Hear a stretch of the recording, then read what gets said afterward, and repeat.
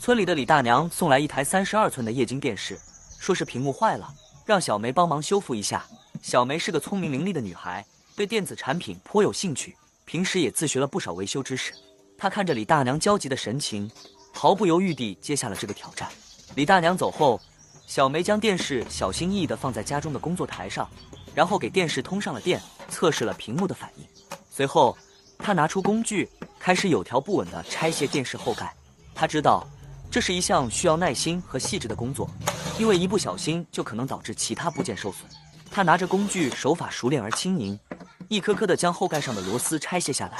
每拆下一颗螺丝，他都小心地放在一旁，以免丢失。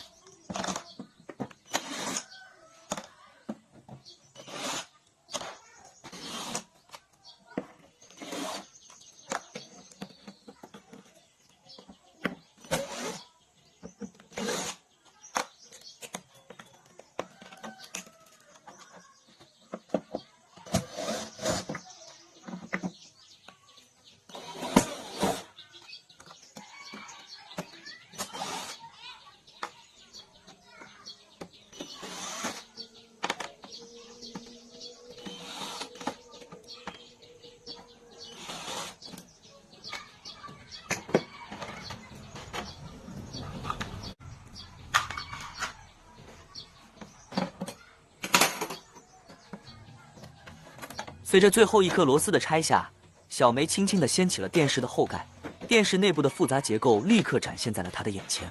为了方便后续的维修，要将后盖上面所有的连接线拔掉，将电视后盖拿下来。小梅轻轻地将电视后盖取下后，首先注意到的是内部积聚的一层薄薄的灰尘。她深知灰尘对于电子设备的影响不容小觑，于是决定先进行一次简单的清理工作。小梅用柔软的毛刷细心地开始清理电视内部的灰尘，轻轻地刷过电路板、元器件以及各个角落，确保将灰尘和杂物彻底清除。完成清理后，小梅再次将电视通电，准备测试屏幕的情况。她按下电源按钮，期待着屏幕能够恢复正常。然而，屏幕问题依然存在。小梅准备深入检查电视的各个部件，寻找具体的原因。